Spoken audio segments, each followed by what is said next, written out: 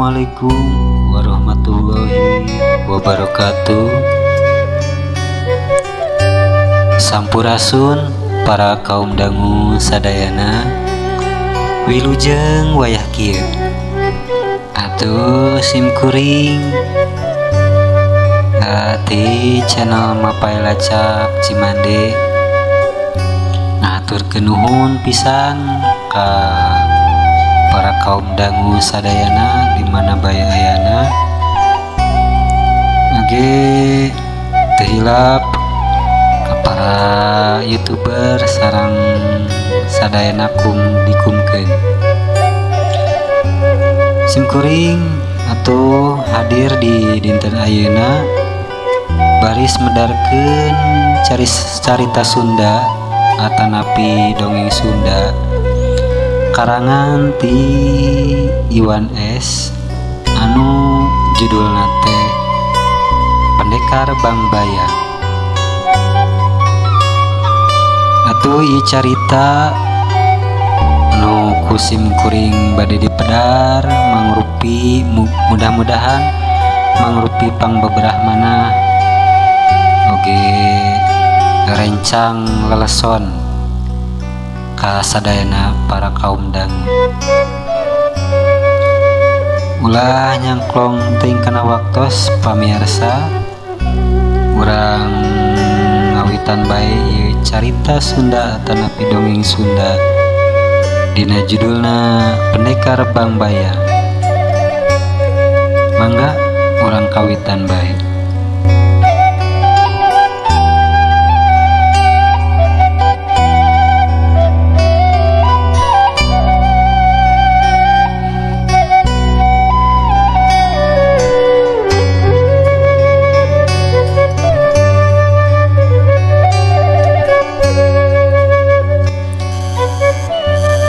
Di hiji desa anu aya di suku Gunung Pasewu, warga hirupna teh teu manggih kating triman kusabab roh-roh atanapi para siluman kahudangkeun deui anu aya di guha siluman di Gunung Pasewu eta. Kerusuhan demi kerusuhan atuh kalakonan ku para warga atanapi rakyat sadayana. Unggal poe deui kitu. Warga anu polos atanapi nu teu tua teu dosa jantan korban kekejeman eta para siluman teh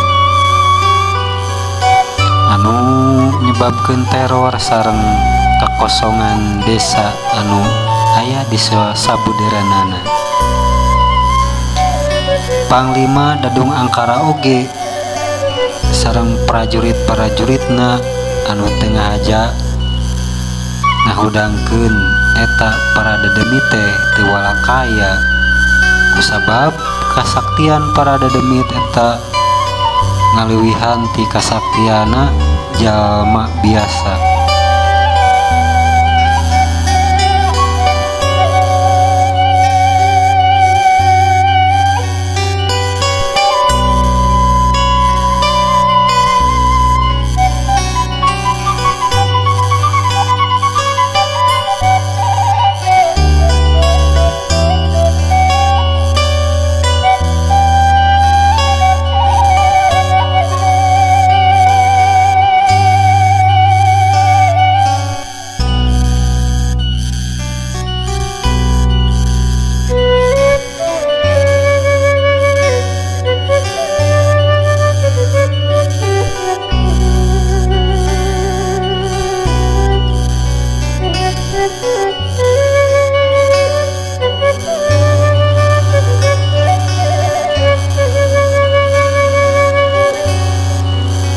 Beja ngeunaan kah angkeran ieu anu narajang ka desa sabuderenana nepi kadangu ku Raden Sukmalarang, pangawasa kerajaan ti badrane gela kalawan hate nu pinuh buka nyeri pikeun rahayatna anjeunna langsung ngirimkeun parentah ka para perwira kerajaan pikeun numpes eta para siluman teh.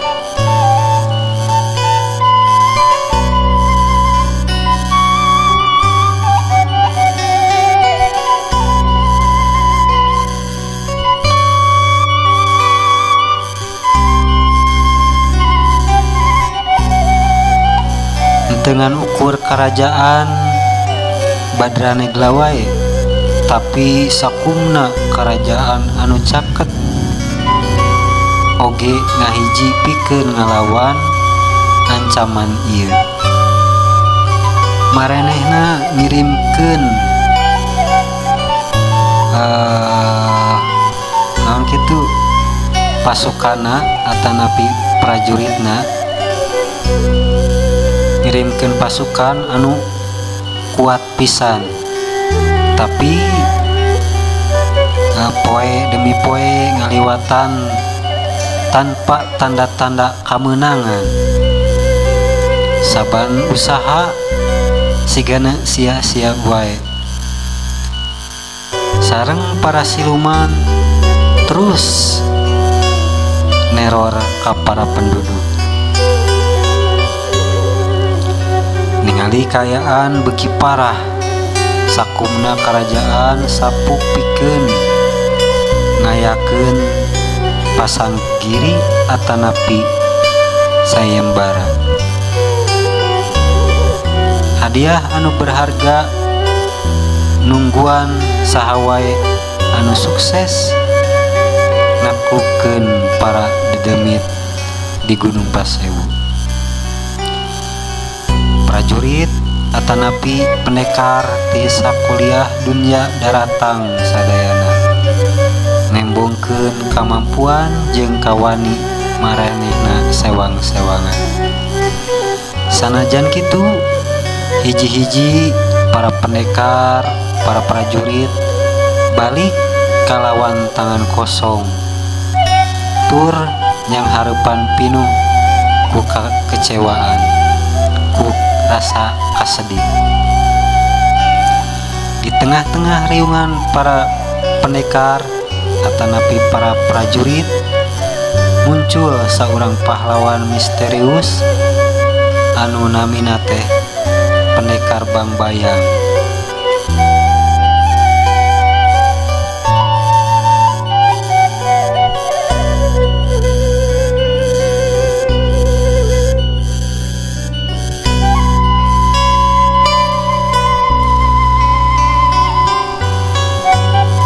Pendekar Bangbayang ieu teu loba omong nganeuteup ka Gunung Pasewu siga nu ngarasakeun aya kekuatan anu dahsyat ti para siluman eta. Kalayan lengkah demi lengkah anu yakin Bangbayang nyiapkeun kamampuana pikeun yang harupan tantangan anu bakal kasorang. Sabet naik gunung atuh anu karasa ku Pendekar Bangbayang teh diisin angkep suasanana. Pendekar Bangbayang naneda jeung menta pituduh sangkan bisa ngelehkeun eta para mangkluk teh. Kalayan kamampuan sareng keahlianana anjeunna langsung wae yang hareupan para siluman, para dedemit anu aya di guha eta atanapi di leuweung eta. Atuh kajadian perang sareng para siluman teh Pendekar Bangbayang ieu. Sagala kemampuan anjeunna dikaluarkeun, terutamina Anjeunna Pendekar Bangbayang ngagunakeun jurus anu pamungkas, nyata jurusna teh jurus bayangan gitunya. Atanapi jurus bayangan ieu teh mangrupi cahaya kingkilaban atanapi bayangan cahaya anu teu kaduga-duga kitu kulawana. Anjeunna ngaluarkeun kakuatanna teh tina cahaya sareng kalangkang gitu. Jeung deui kumaha ari kalangkang da moal tiasa disentuh ku fisik gitunya. Pendekar Bangbayang sareng para siluman ieu kakuatanna teh rada saimbang oge gitu. Atuh di luhureun Gunung Pasewu teh mungkin dia mungkin geuman, mungkin suasanana jadi parah gitu. Tatangkalan kadur, batu-batu alancur, komo deui haseup mah ngarebul gitunya. Ku diakibatkeun dua kasaktian anu diaradu antara Pendekar Bangbayang sareng para siluman ieu. Di satengahing perang eta di Gunung Pasewu, atuh secara tiba-tiba muncul jirim anu sanes atanapi sosok pendekar anu sanes muncul, nyata mangrupi wanoja anu namina teh Pendekar Jamparing teh. Pendekar Jamparing ieu ngaraos kaget kitu na teh. Naha aya Pendekar Bangbayang di dieu kitu ngalawanan para siluman. Tetela geuningan Pendekar Bangbayang teh kapanggih deui ayeuna mah.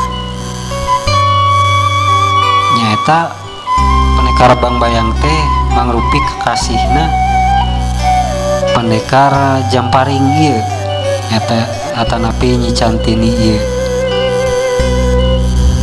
Duanana oge kungsi dipisahkeun atawa sanasib ku kejemna ieu para siluman di Lembah Jamparing. Upami Pendekar Jamparing mah murag kanu jurang, terus upami Pendekar Bangbayang mah dibalangkeun ku angin gede ti kasaktianana para siluman.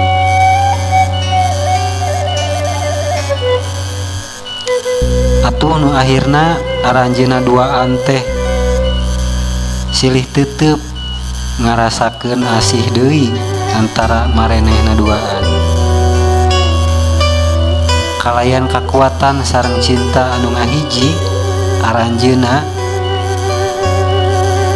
jadi kuat yang hareupan para siluman ieu.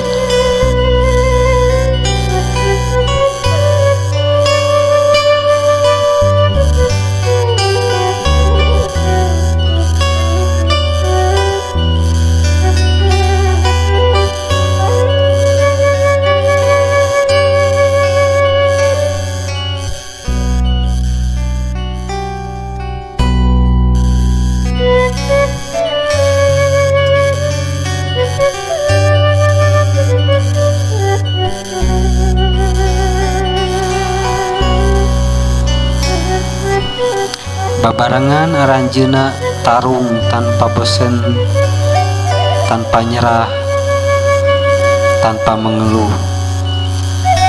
Energi cinta marenehna duaan semu mancarkeun cahaya anu nyaangan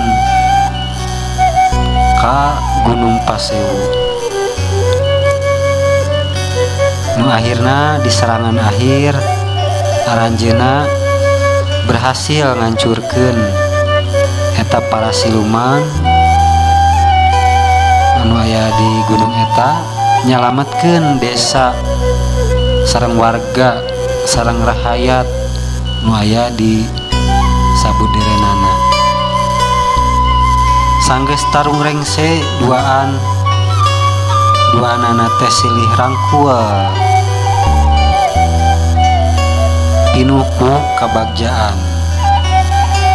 lantaran kabayang deui kenangan kebahagiaan anu aya di lembah Jamparing teh.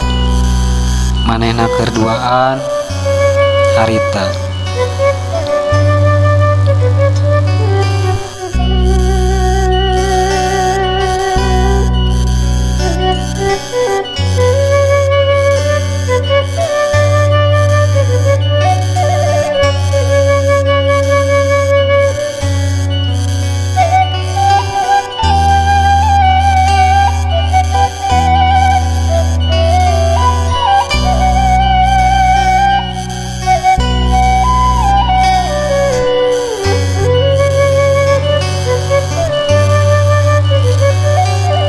Pulangna maranehna duaan ti Gunung Pasewu disambut ku surakna para warga sadayana. Atuh Raden Sukmalarang oge ngaku kagagahan pendekar Bangbayang sareng pendekar Jamparing teh sarta mere pangajen anu luyu ka maranehna duaan. Nanging kanggo pendekar Bangbayang mah sareng Nyi Cantini cinta teh sareng kebersamaan mangrupi anugerah anu paling indah anu henteu hinggana. Aranjeuna janji moal papisah deui sareng bade babarengan ngajaga keamanan sareng katingtriman kampungna salamina. Kukituna carita kawani jeung kanyaah maranehna duaan jadi legenda turun temurun. Mere ilham loba jalma pikeun pernah nyerah dina nyangharepan tantangan hirup.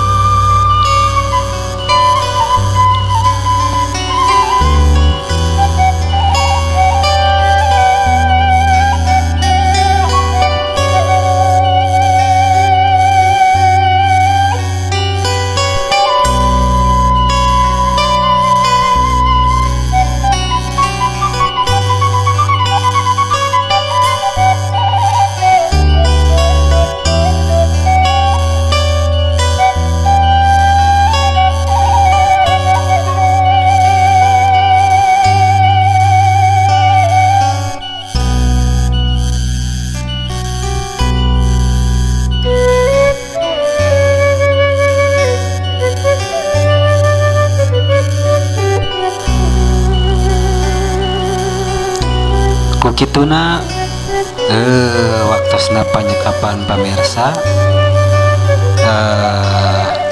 upina di sanes waktos urang lajengkeun deui nya dina carita anu berbeda, carita pendekar Bangbayang sareng Nyi Cantini ieu dicekapkeun dugi ka dieu bae. Mungkin urang sanes di sanes waktos urang padarkeun deui carita anu berbeda. Mung sakitu ti sim kuring hapunten bilih aya kalepatan atanapi kakirangan tina mawakeun dongengna atanapi caritana. Mudah-mudahan sing jadi pangbeberah manah kasadayana. Ti sim kuring mung sakitu sim kuring undur diri. Assalamualaikum warahmatullahi wabarakatuh.